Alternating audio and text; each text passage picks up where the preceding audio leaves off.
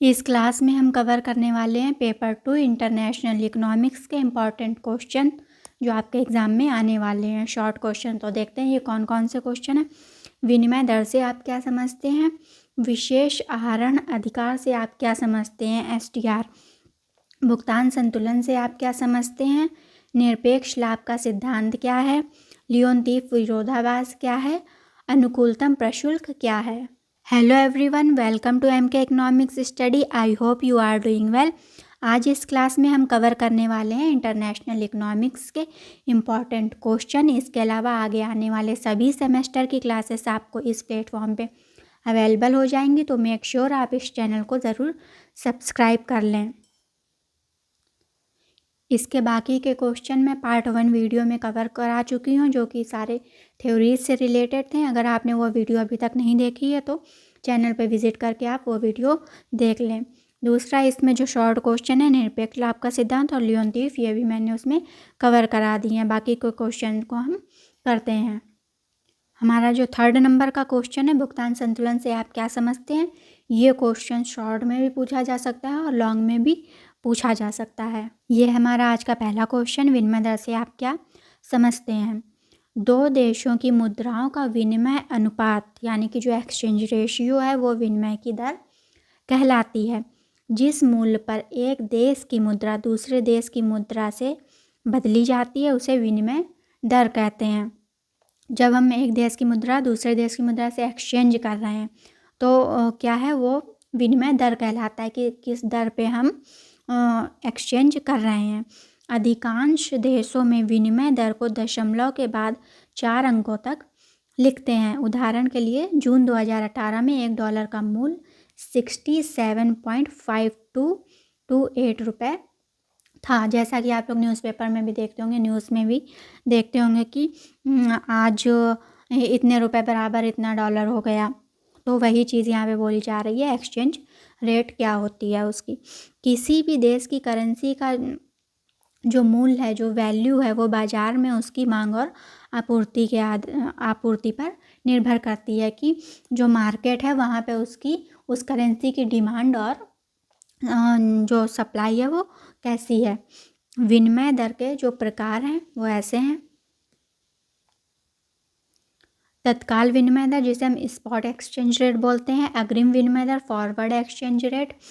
स्थिर विनिमय दर, फिक्स्ड एक्सचेंज रेट। रेंगती विनिमय दर, फ्लोटिंग एक्सचेंज रेट। एंड पक्ष व विपक्ष विनिमय दर, favourable and unfavourable exchange rate. इसे हम एक्सप्लेन करके नहीं लिखेंगे ज़्यादा, क्योंकि ये शॉर्ट क्वेश्चन है और आपको एक पेज ही लिखना है। इसे आप इस तरह से डायग्राम में ही लिखेंगे, इससे आपके आंसर पे जो है अच्छा इम्पैक्ट पड़ेगा। इसे आप अगर थ्योरेटिकल लिख देते हैं तो जल्दी किसी की भी नज़र नहीं पड़ेगी। डायग्राम के फॉर्म में लिखते हैं तो आपका लिखने में भी कम समय लगता है और एग्ज़ाम में जो कॉपी चेक करता है तो उसकी भी नज़र जल्दी पड़ जाती है। इसे मैं एक एक करके जल्दी से एक्सप्लेन कर देती हूँ, ऐसे आपको लिखना नहीं है, समझने के लिए मैं बता देती हूँ। तत्काल विनिमय दर यानी कि इसमें जो सौदा है वो तुरंत तय हो जाता है, यानी कि तुरंत इसी टाइम पे, जो टाइम पीरियड चल रहा है इसी टाइम पे हम जो एक्सचेंज रेट है उसका सौदा कर लेते हैं। फॉरवर्ड एक्सचेंज रेट, जब हमें भविष्य के लिए करेंसी चाहिए होती है ना, जैसे हमें 1 महीने बाद ज़रूरत है उस करेंसी की, तो हम उसके लिए अभी प्रेजेंट में ही सौदा कर लेते हैं। फिक्स्ड एक्सचेंज रेट क्या है? जब हमारी जो धातु मुद्रा चलन में थी, यानी कि जब हमारे कॉइन्स चलते थे गोल्ड और सिल्वर्स के, उस टाइम पे ये एक्सचेंज रेट यूज़ होती थी।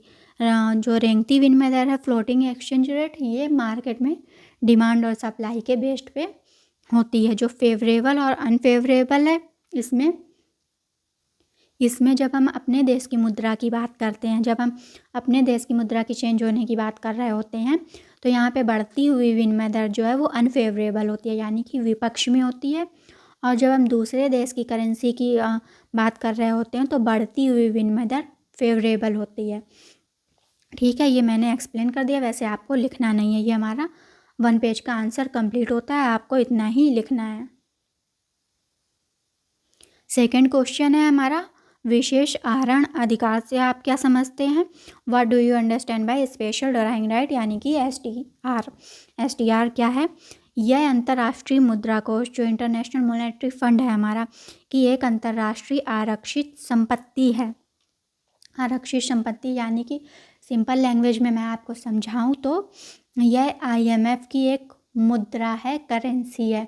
जैसे कि आप चीज़ों को खरीदने के लिए अपनी करेंसी रुपए का यूज़ करते हैं, अपने पास रुपए के फॉर्म में रखते हैं, वैसे ही जो IMF है वो लेन देन के लिए अपनी मुद्रा का यूज़ यानी कि SDR का यूज़ करती है। तो मेनली SDR क्या है, IMF की एक करेंसी है। इसे सितंबर 1967 में लागू करने का निर्णय लिया गया था। साल 1969 में इसे बनाया गया तथा 1 जनवरी 1970 को लागू कर दिया गया। पहले कोटा जो आप लोगों ने पढ़ा होगा, इम्पोर्ट कोटा, वही यहाँ पे कोटे की बात हो रही है। जब कोटा डॉलर में तय होता था, पहले कोटा क्या है, डॉलर में तय होता था, लेकिन जब SDR आ गया तब से 1 जनवरी 1970 से SDR में कोटा तय होने लगा। SDR को हम पेपर गोल्ड भी कहते हैं यानी कि कागजी सोना भी कहते हैं। SDR IMF के सदस्य देशों के आधिकारिक भंडार को पूरा करता है, यानी कि जो IMF के सदस्य देश हैं उनके भंडार को पूरा करता है SDR। SDR मुद्राओं की एक टोकरी तो आप लोग जानते ही होंगे, बास्केट, ठीक है, उस पर आधारित है। जो SDR है वो उसमें उसकी टोकरी में कुछ जो अलग अलग देशों की मुद्राएं हैं वो शामिल हैं, जिसे हम बास्केट बोलते हैं। तो ये मुद्राएं कौन कौन सी हैं हम देख लेते हैं। अगेन हम इसे भी इसी तरह से डायग्राम में लिखेंगे। जितने भी आपके ऐसे पॉइंट्स आते हैं ना, उन्हें आप डायग्राम के फॉर्म में ही ऐसे शो कर देंगे। आपका समय भी बच रहा है लिखने में और पेज भी कवर हो रहा है और आप आंसर भी दे रहे हैं कम शब्दों में। तो इसके SDR के बास्केट में कौन कौन सी मुद्राएं शामिल हैं? अमेरिकी डॉलर, यूरो, चीन की मुद्रा, रिम, प्रोनाउंशिएट भी नहीं हो रहा है, ये इतना टफ है, रनमिनबी। यहाँ पे ये मेंशन इसलिए किया गया है चीन की मुद्रा क्योंकि जहाँ तक मुझे मालूम है चीन में 2 करेंसीज चलती हैं, इसलिए यहाँ पे पूरा मेंशन किया गया है कि चीन की मुद्रा। ये जापानी येन, ब्रिटेन का पाउंड, ये 5 देशों की मुद्राओं से जो SDR का बास्केट है वो कंप्लीट होता है। तो ये हमारा सेकंड आंसर कंप्लीट हो गया। ये रहा हमारी क्लास का थर्ड क्वेश्चन। BOP यानी कि भुगतान संतुलन से आप क्या समझते हैं? इसके असंतुलन के कारण बताइए और उससे दूर करने के उपाय बताइए। ये क्वेश्चन लॉन्ग का है और शॉर्ट में इसे पूछेगा तो ये सिर्फ इतना पूछेगा कि BOP इसे आप क्या समझते हैं। तो देखते हैं हम BOP क्या है। भुगतान शेष का अध्ययन हम अंतर्राष्ट्रीय व्यापार के मौद्रिक पहलुओं के अंतर्गत देश की आर्थिक स्थिति की जानकारी प्राप्त करने के लिए करते हैं। यानी कि BOP का स्टडी हम किस लिए कर रहे हैं? एक देश की आर्थिक स्थिति कैसी है ये जानने के लिए हम इसकी स्टडी करते हैं। BOP है क्या? भुगतान शेष अंतर्राष्ट्रीय व्यापार के अंतर्गत किसी समय विशेष में एक देश का दूसरे देश के साथ किए गए आर्थिक लेन देन के विवरण को भुगतान शेष कहते हैं। यानी कि बोल रहा है कि अंतर्राष्ट्रीय व्यापार जब होता है तो एक देश का दूसरे देश के साथ में जो भी लेन देन हो रहा है उसका विवरण जो है वो BOP कहलाता है। ये दृश्य एवं अदृश्य मदें हैं, यानी कि दृश्य जो दिखाई देती हैं, अदृश्य जो नहीं भी दिखाई देती हैं। दृश्य में जैसे कि दिखाई देने वाली जो वस्तु हैं, कोई भी कमोडिटीज़ का हम एक्सपोर्ट इम्पोर्ट कर रहे हैं वो सारी चीज़ें। अदृश्य जैसे कि अदृश्य में हम सर्विसेज को लेते हैं और यूनिलेटरल ट्रांसफर्स को लेते हैं, एकपक्षीय भुगतान जो होता है उसे लेते हैं। भुगतान से इसमें डेबिट दाईं और क्रेडिट बाईं ओर दिखाई जाती है। ये है क्रेडिट और ये है डेबिट। डेबिट कहाँ पे? दाईं तरफ यानी कि राइट साइड, और क्रेडिट लेफ़्ट साइड में हम लोग शो करते हैं। इसे आप याद रखने के लिए ऐसे कर सकते हैं कि अल्फ़ाबेटिकल सीरीज़ में हमारा C पहले आता है, D बाद में आता है, तो क्रेडिट और डेबिट प्लस और माइनस, इस तरह से आप इसे याद रखिएगा। तो ये भुगतान शेष की डेफिनेशन थी और इजी लैंग्वेज में मैं आपको समझा देती हूँ कि जब किसी भी कंट्री का एक्सपोर्ट जो है वो ज़्यादा होता है इंपोर्ट से, यानी कि कोई कंट्री ज़्यादा वस्तुएं बेच रहा है दूसरे को और वहाँ से कम ला रहा है। जब वो ज़्यादा वस्तुएं बेच रहा है तो उसे वहाँ से पैसा भी मिल रहा होगा, तो उस देश का जो भुगतान संतुलन है वो क्या होगा, फेवर में हो जाएगा। जब कोई देश एक्सपोर्ट कम कर रहा है और इम्पोर्ट ज़्यादा कर रहा है, यानी कि वो जो है वो खर्च ज़्यादा कर रहा है, तो बीओपी क्या है, अगेंस्ट हो जाएगा। जब एक्सपोर्ट और इंपोर्ट इक्वली मात्रा में हो रहे हैं, एक्सपोर्ट भी उतना ही इंपोर्ट भी उतना ही, तो बीओपी बैलेंस्ड रहेगा। आगे बढ़ते हैं हम। भुगतान शेष अनुकूल, प्रतिकूल एवं संतुलन में होता है, जैसा कि मैंने बताया अभी, फेवरेबल, अगेंस्ट और बैलेंस्ड। लेकिन वॉल्टर क्रॉसे एक इकोनॉमिस्ट ने उनके अनुसार भुगतान शेष लेखे के विवरण के आधार पे, जो बैलेंस शीट होती है उसके आधार पे सदैव संतुलन में होता है। ये कुछ फॉर्मूले इसमें लिखने हैं। बी जो कि बीओपी को रिप्रेजेंट करा, is equal to foreign receipt minus foreign payment is equal to 0 होगा, तो बैलेंस्ड होगा बीओपी। सेकेंड फॉर्मूला है export minus import minus in bracket IF, यानी कि जो हमारा फॉरेन इन्वेस्टमेंट है minus BOP is equal to 0, तो भी बैलेंस्ड में होगा। थर्ड फॉर्मूला है C+S+T is equal to C+I+G plus export minus import. इसको हम बाद में Y से रिप्रेजेंट कर देंगे और इसको A से रिप्रेजेंट कर देंगे। ये अगर आप सारे फॉर्मूले इतने कम समय में नहीं भी याद रख सकते तो कोई एक फार्मूला याद कर लीजिए, उसे लिख दीजिएगा आप लोग।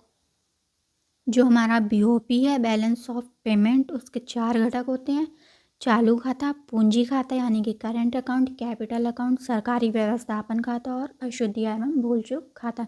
यहाँ पे हम इन्हें डिटेल में एक्सप्लेन नहीं करेंगे, सिर्फ इतना ही लिख देंगे कि 4 घटक हैं, क्योंकि क्वेश्चन में नहीं पूछा गया है इतना। और basic balance is equal to current account plus capital account, ये फॉर्मूला होता है। अब बात करते हैं, क्वेश्चन में पूछा गया था कि ये डिसइक्विलिब्रियम में होता है बीओपी, उसके क्या क्या कारण हैं। तो बीओपी बैलेंस्ड कब होता है, जब ये इक्वल होगा रिसीट ऑफ पेमेंट। डिसइक्विलिब्रियम की कंडीशन एक तो पॉजिटिव होगी, एक निगेटिव होगी।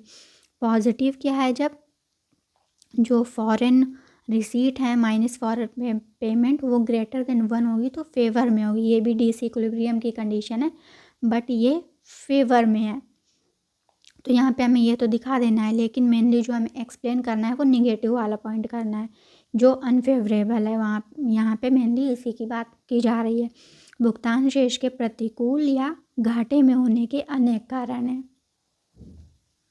भुगतान शेष घाटे में क्यों जाता है, उसके कई कारण हैं।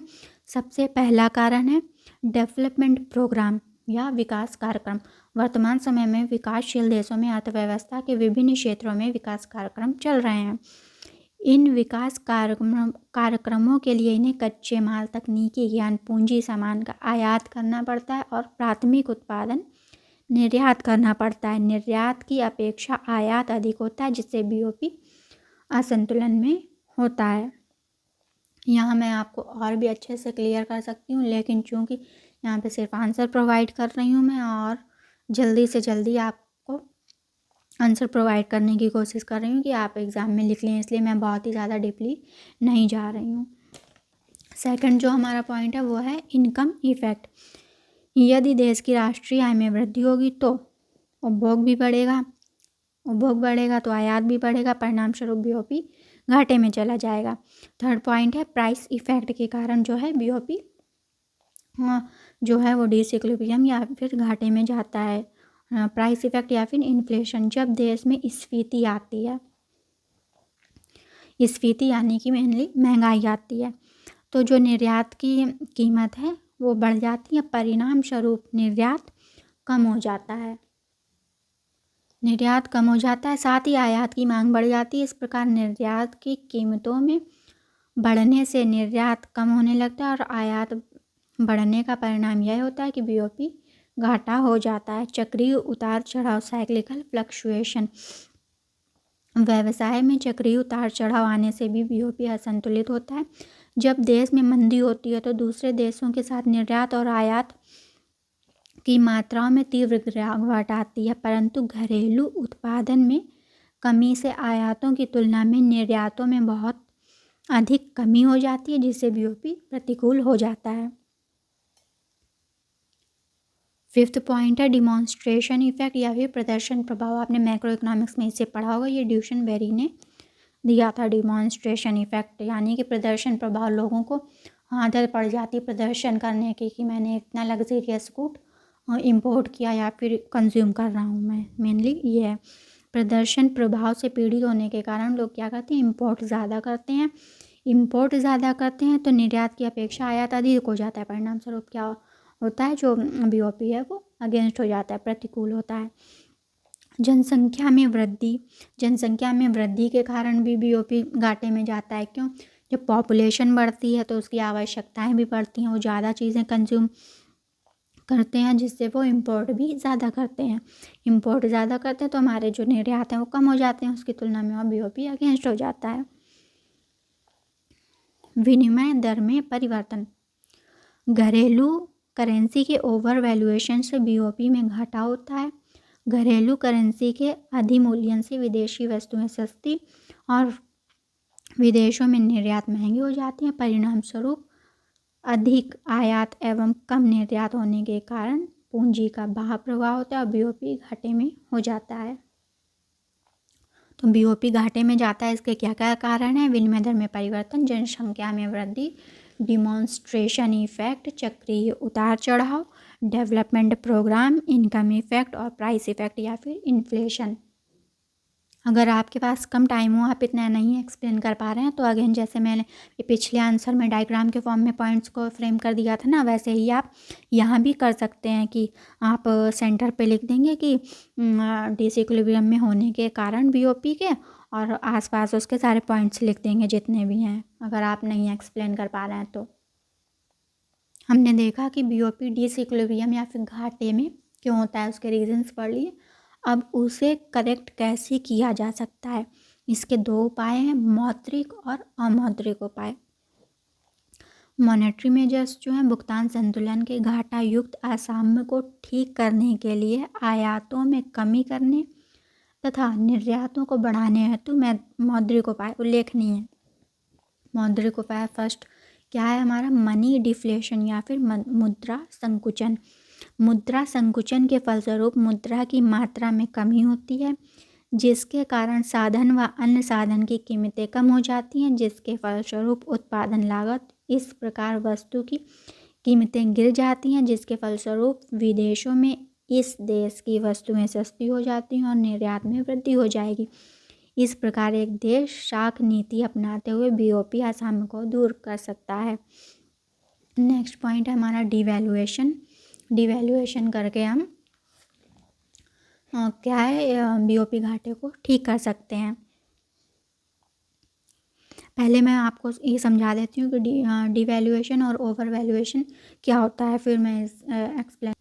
ये देख लीजिए आप पहले कि डिवैल्यूएशन क्या होता है और ओवर वैल्यूएशन क्या होता है। यहाँ पे सबसे पहले मान लीजिए कि आपका $1 बराबर 60 रुपये था, यानी कि जो अमेरिकन्स थे वो $1 दे करके 60 रुपये की चीज़ परचेज़ कर ले रहे थे।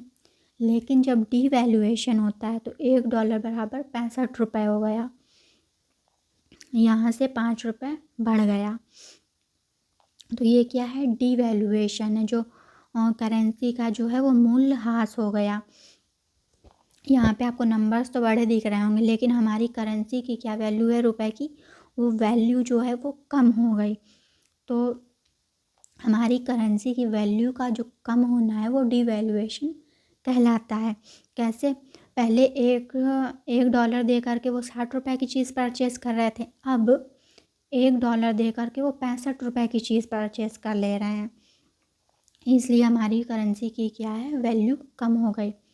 अब हम ऊपर चलते हैं, यहाँ पे 55 रुपीज़ है, ये है ओवर वैल्यूएशन। यहाँ पे हमारी करेंसी की वैल्यू जो है वो बढ़ गई, क्योंकि पहले ये $1 दे करके 60 रुपये की चीज़ परचेज़ कर रहे थे, अब ये $1 दे के 55 रुपये की चीज़ ही परचेस कर पा रहे हैं।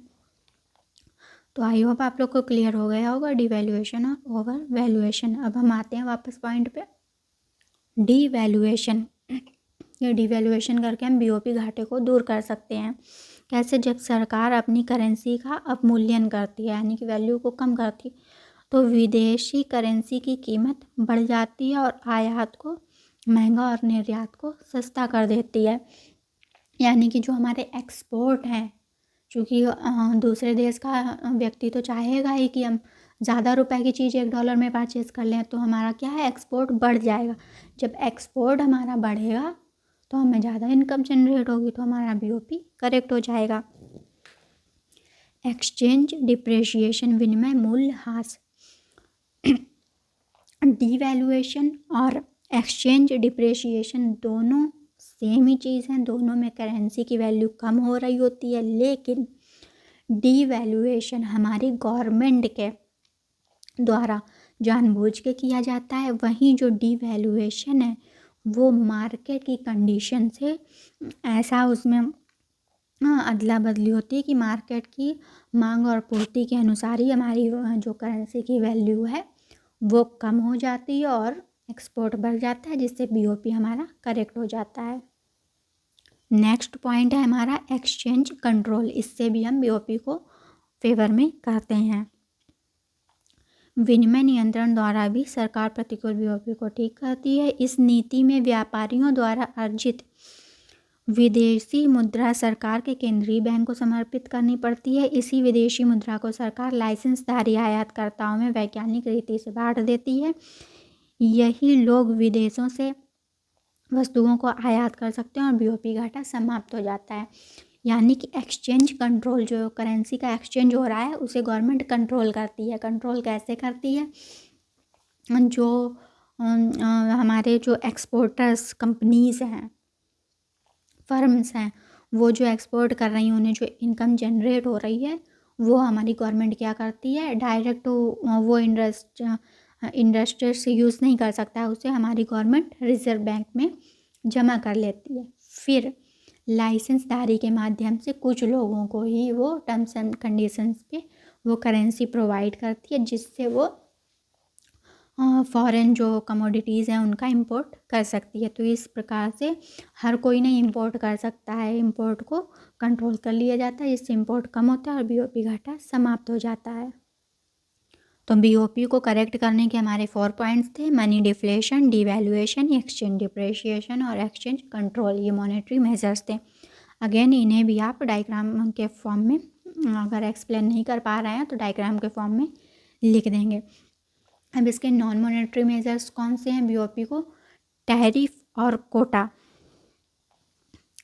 आयात शुल्क एवं आयात अभ्यंस की सहायता से हम विदेशी वस्तुओं के आयातों को नियंत्रित करके बीओपी घाटे को समाप्त कर सकते हैं। यानी कि वो मॉनेटरी थे, ये नॉन मॉनेटरी मेजर्स हैं। यहाँ पे मनी का डायरेक्टली हम यूज़ नहीं कर रहे हैं, यहाँ पे हम टैक्सेस लगा करके, यानी कि टैरिफ और कोटा का यूज़ करके बीओपी को फेवर में कर रहे हैं।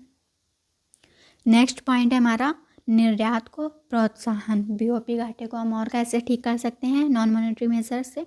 निर्यात को प्रोत्साहन देके, यानी कि एक्सपोर्ट को बढ़ा करके, बढ़िया वस्तुओं का उत्पादन करके, बढ़ते हुए उत्पादन और उत्पादकता के माध्यम से और बेहतर क्रय विक्रय द्वारा निर्यातों को प्रोत्साहन दिया जा सकता है, जिससे कि आयातों की अपेक्षा निर्यात अधिक मात्रा में होंगे और भुगतान घाटा समाप्त हो जाएगा। थर्ड पॉइंट है विदेशी पर्यटकों को प्रोत्साहन देके, यानी कि जो हमारा टूरिज्म है उसे हम प्रोत्साहित करके बीओपी घाटे को समाप्त कर सकते हैं। क्योंकि जब विदेशी लोग हमारे यहाँ घूमने आएंगे, टूरिज़्म करने आएंगे, तो वो यहाँ पे इन्वेस्ट करेंगे किसको? फॉरेन करेंसी को, जिससे कि हमारे पास फॉरेन करेंसी ज़्यादा होगी, हमारे बीओपी घाटा समाप्त हो जाएगा। एंड में हम पहुँचते हैं कंक्लूज़न की तरफ। भुगतान शेष घाटे को ठीक करने के कुछ मौद्रिक उपाय और कुछ अमौद्रिक उपाय हैं, परंतु मौद्रिक उपायों की तुलना में अमौद्रिक उपाय अधिक सहायक व सुगम हैं। ये था हमारा बीओपी। बीओपी शॉर्ट में भी पूछा जा सकता है और लॉन्ग में भी पूछा जा सकता है। एक क्वेश्चन और है बीओपी का, जिसे मैं करा देती हूँ, वो शॉर्ट में पूछा जा सकता है आपका। ये क्वेश्चन है जो कि मैंने क्वेश्चन लिस्ट में मेंशन तो नहीं किया है, मगर ये क्वेश्चन आपका पूछा जा सकता है शॉर्ट में। बीओपी से रिलेटेड ही है और ज़्यादा रटने की ज़रूरत नहीं, इसलिए मैं इसे एक्सप्लेन कर देती हूँ जल्दी से। व्यापार संतुलन यानी कि बैलेंस ऑफ ट्रेड एवं भुगतान संतुलन में बैलेंस ऑफ पेमेंट में क्या अंतर है। इंट्रोडक्शन में हम वही लिखेंगे। व्यापार संतुलन एवं भुगतान संतुलन का अध्ययन हम अंतर्राष्ट्रीय व्यापार के मौद्रिक पहलुओं के अंतर्गत देश की आर्थिक स्थिति की जानकारी प्राप्त करने के लिए करते हैं। BOT यानी कि व्यापार संतुलन बैलेंस ऑफ ट्रेड क्या है। अंतर्राष्ट्रीय व्यापार के अंतर्गत दो व दो से अधिक देशों के बीच एक निश्चित समयावधि में होने वाले निर्यात और आयात के अंतर को व्यापार संतुलन कहते हैं। भुगतान संतुलन क्या है। अंतर्राष्ट्रीय व्यापार के अंतर्गत किसी समय विशेष में एक देश का दूसरे देश के साथ किए गए आर्थिक लेन देन के विवरण को भुगतान संतुलन कहते हैं। आपको डेफिनेशन से क्लियर हो रहा हो। यहाँ पे केवल एक्सपोर्ट और इंपोर्ट के डिफरेंस की बात की जा रही। यहाँ पे जितना भी ये लेन देन कर रहे हैं उसके विवरण को BOP में हम देखते हैं। इसके डिफरेंस की बात करते हैं, इन दोनों में क्या क्या डिफरेंस है। तो व्यापार संतुलन में केवल हम वस्तुओं का लेन देन होता है, अर्थात ये दृश्य मध्य हैं। जो व्यापार संतुलन है बैलेंस ऑफ ट्रेड है, उसमें केवल हम वस्तुओं का लेन देन करते हैं, जबकि भुगतान संतुलन में वस्तुओं सेवाओं स्वर्ण एवं पूंजी का लेन देन होता है, अर्थात ये दृश्य एवं अदृश्य मध्य दोनों है। इस कारण व्यापार संतुलन भुगतान संतुलन का ही एक बड़ा अंग है। व्यापार संतुलन संकुचित है जबकि भुगतान संतुलन विस्तृत है, यानी कि यहाँ व्यापार संतुलन छोटा है और भुगतान संतुलन बड़ा है। फर्स्ट पॉइंट में जैसे एक्सप्लेन किया कि व्यापार संतुलन में केवल दृश्य मध्य है और वो उसका एक भाग है, तो इसलिए वो जाहिर सी बात है कि वो छोटा होगा, BOP बड़ा होगा। थर्ड पॉइंट है हमारा, यदि किसी देश का व्यापार संतुलन पक्ष में नहीं है तो यह अधिक चिंता का विषय नहीं है, लेकिन जब किसी देश का भुगतान संतुलन पक्ष में नहीं है तो ये अत्यधिक चिंता का विषय है। फोर्थ पॉइंट है हमारा, व्यापार संतुलन में डेबिट बैलेंस शीट के बाईं और क्रेडिट बैलेंस शीट के दाईं ओर दिखाई देता है, जबकि भुगतान संतुलन में डेबिट दाईं और क्रेडिट बाईं ओर दिखाई देता है। ये लैंग्वेज में आपको भी याद करने में दिक्कत होगी, तो आप इसी तरह से याद कर लीजिएगा। मैंने बताया BOP अल्फ़ाबेटिकल सीरीज C और D बाद में आएगा। क्रेडिट और डेबिट जब आप ये लिख लेंगे तो BOT डेबिट इधर हो जाएगा, क्रेडिट इधर हो जाएगा, ये मेन अंतर है। नेक्स्ट पॉइंट है हमारा, व्यापार संतुलन एवं भुगतान संतुलन दोनों ही अनुकूल प्रतिकूल और संतुलन में होते हैं, लेकिन वॉल्टर क्रासे के अनुसार भुगतान संतुलन लेखे के विवरण के आधार पर सदैव संतुलित रहता है। ये तीनों कंडीशंस मैंने अभी पीछे भी एक्सप्लेन की थी। B is equal to foreign receipt minus foreign payment is equal to 0 है तो बैलेंस्ड होगा, ग्रेटर देन 1 है तो फेवरेबल होगा, लेस देन 1 है तो अनफेवरेबल होगा। ये BOT और BOP में डिफरेंस थे। BOP से जितने भी शॉर्ट क्वेश्चन आ सकते हैं और लॉन्ग, मैंने सारा कुछ आपको कवर करा दिया है। ये है हमारी लेक्चर का लास्ट क्वेश्चन, तो देख लेते हैं। अनुकूलतम प्रशुल्क क्या है, यानी कि ऑप्टिमम टैरिफ क्या है। प्रत्येक देश अपनी आर्थिक स्थिति को बेहतर करना चाहता है, जिसके कारण वह BOP को फेवर में करना चाहता है। किसी भी देश का BOP फेवर में तब होता है जब आयात कम और निर्यात ज़्यादा करता है वो देश, परंतु मनुष्य प्रदर्शन प्रभाव का शिकार है, जिसके कारण वह आयात ज़्यादा करता है। इन्हीं आयातों को कम करने के लिए सरकार प्रशुल्क लगाती है, जो हमारे इंपोर्ट्स हैं उन्हें कम करने के लिए सरकार प्रशुल्क लगाती है, जो कि एक प्रकार का कर है। क्या है? कर है, एक प्रकार का टैक्स है। प्रशुल्क एक प्रकार का टैक्स है। अब हम देखते हैं ऑप्टिमम टैरिफ यानी कि अनुकूलतम प्रशुल्क क्या है।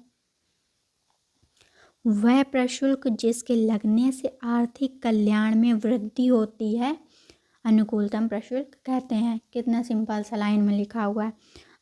वह प्रशुल्क जिसके लगने से हमारा जो आर्थिक कल्याण इकोनॉमिक वेलफेयर है उसमें वृद्धि हो रही है, तो वो ऑप्टिमम प्रशुल्क उसे कहते हैं।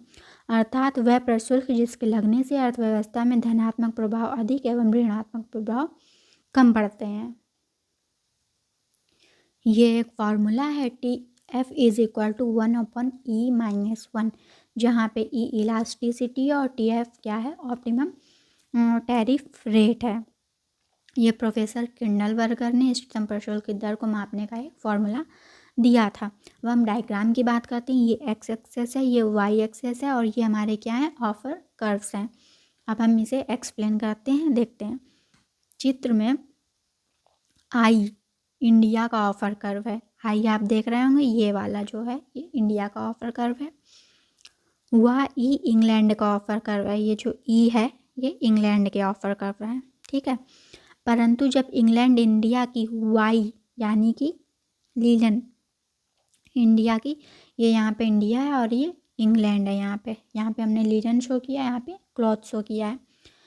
जब इंग्लैंड इंडिया की वाई वस्तु की लिनन पे टैरिफ लगाता है तो पहले वह इंडिया से एल के कहाँ है हमारा, एल के आयात करता था, एल के मात्रा का आयात कर रहा था। लेकिन अब एल डैश और के डैश आयात कर रहा है।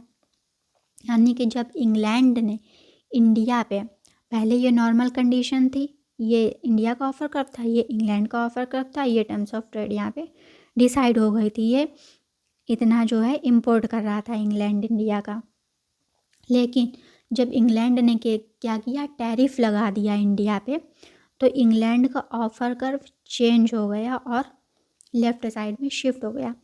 जब ये शिफ्ट हो गया तो ये इंडिया के ऑफर कर्व को इस पॉइंट पे इंटरसेक्ट कर रहा है, तो यहाँ पे टर्म्स ऑफ ट्रेड डिसाइड होगी। तो इंग्लैंड का क्या है, यहाँ पे इंपोर्ट घट गया उसका, ठीक है। यहाँ पे इंग्लैंड का क्या है, इंपोर्ट घट गया। कितना घट गया, यहाँ से यहाँ तक। लेकिन इंपोर्ट की तुलना में उसका एक्सपोर्ट ज़्यादा घट गया, ठीक है। जो टैरिफ की कंडीशन होती है वो बीओपी के बिल्कुल अगेंस्ट होती है। बीओपी में क्या बोला जा रहा था, कोई देश जब एक्सपोर्ट ज़्यादा कर रहा है और इंपोर्ट कम कर रहा है तो बीओपी क्या था, फेवर में था। लेकिन जब हम टैरिफ की बात करते हैं, यहाँ पे जब हम टैरिफ या फिर टर्म्स ऑफ ट्रेड की बात करते हैं, तो जो कंट्री ज़्यादा इंपोर्ट करता है, यानी कि ज़्यादा बाहर से चीज़ें मंगाता है, कंज्यूम करता है, टर्म्स ऑफ ट्रेड यानी कि जो व्यापार की शर्तें हैं वो उसके फेवर में होती हैं। जाहिर सी बात है, आप अगर किसी व्यक्ति से ज़्यादा चीज़ें क्या कर रहे हैं, इंपोर्ट कर रहे हैं, परचेज़ कर रहे हैं, तो कुछ टर्म्स ऑफ कंडीशन होंगी तो आपके फेवर में ज़्यादा होंगी। अगर आपके फेवर में नहीं होगी तो आप इंपोर्ट करना बंद कर देंगे। इसलिए जिस कंट्री का इंपोर्ट ज़्यादा होता है, टर्म्स ऑफ ट्रेड उसके फेवर में होती हैं। तो यहाँ पे इसका इंपोर्ट इतना कम हुआ लेकिन एक्सपोर्ट ज़्यादा कम हो गया। यहाँ पे जो टर्म्स ऑफ ट्रेड है वो इंग्लैंड के फेवर में होगी, क्योंकि वो अभी भी इंपोर्ट ज़्यादा कर रहा है। तो ये था हमारा ऑप्टिमम टैरिफ। अभी हमने ऑप्टिमम टैरिफ का फॉर्मूला पढ़ा था, इसे इस तरह से हम टेबल में रिप्रेजेंट कर सकते हैं। इलास्टिसिटी जो यहाँ ई थी, ऑप्टिमम टैरिफ ये फार्मूला था उसका, और ऑप्टिमम टैरिफ रेट। जब इलास्टिसिटी 1 होगी तो ऑप्टिमम टैरिफ इन्फिनिटी होगा और ऑप्टिमम टैरिफ रेट भी इन्फिनिटी होगी। इसे आप रख कर भी देख सकते हैं उसमें फॉर्मूले में। ये 1/E-1 है, ई के जगह पे हम 1 रखेंगे, 1 - 1 क्या हो जाएगा, 0। 1/0 की वैल्यू क्या होती है, इन्फिनिटी। इसी तरह इसे हम वैल्यू रख के सब ये टेबल बना देंगे। जब 2 रखेंगे तो हमारा यहाँ पे 1 वैल्यू आएगी और 100% टैरिफ रेट होगी। जब 3 वैल्यू रखेंगे हम तो 0.5 आएगा इसका वैल्यू और 50% यहाँ पे आएगा। 5 रखेंगे तो 0.25 25% टैरिफ रेट आएगी। जब इन्फिनिटी रखेंगे तो जो ऑप्टिमम टैरिफ है वो 0 आएगी और 0% हमारी टैरिफ रेट होगी। यदि प्रशुल्क लगाने वाला देश घरेलू देश इतना छोटा है कि वह विश्व कीमत को प्रभावित नहीं कर सकता है तो लोच अनंत होगी।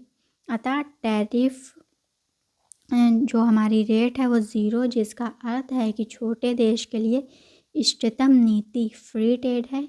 यदि घरेलू देश बड़ा है तो इष्टतम प्रशुल्क फॉर्मूला का मूल्य धनात्मक होगा। ये हमारी क्लास का लास्ट क्वेश्चन था जो कि मैंने आपको एक्सप्लेन कर दिया। इनमें बहुत सी चीज़ें ऐसी थी जो डीपली डिस्कस करने वाली थी, लेकिन अभी वो चीज़ें डिस्कस नहीं की जा सकती थी लैक ऑफ टाइम की वजह से। तो आपने इसका फर्स्ट पार्ट अभी तक नहीं देखा है इम्पॉर्टेंट क्वेश्चन का, तो वो भी देख लीजिए। वहाँ से आपके 2 से 3 क्वेश्चन आराम से कवर हो जाएंगे। आप चैनल पे विज़िट करके वो वीडियो देख सकते हैं। सेकंड वीडियो हमारी ये है, इसे भी आप कम से कम 1 से 2 बार देख लेंगे रिपीट करके, तो आप अच्छे से आंसर राइटिंग कर पाएंगे। अगर आपको वीडियो हेल्पफुल लगी हो तो चैनल को लाइक और कमेंट ज़रूर करिएगा। इसके अलावा अगर आपने मेरी ग्रोथ एंड डेवलपमेंट वाली वीडियो देखी थी, उससे आपके अगर एग्ज़ाम में क्वेश्चन आए हो तो ज़रूर कमेंट करके बताइएगा। मिलते हैं नेक्स्ट वीडियो में। Till then keep watching MK economics study. Thank you so much watching this class.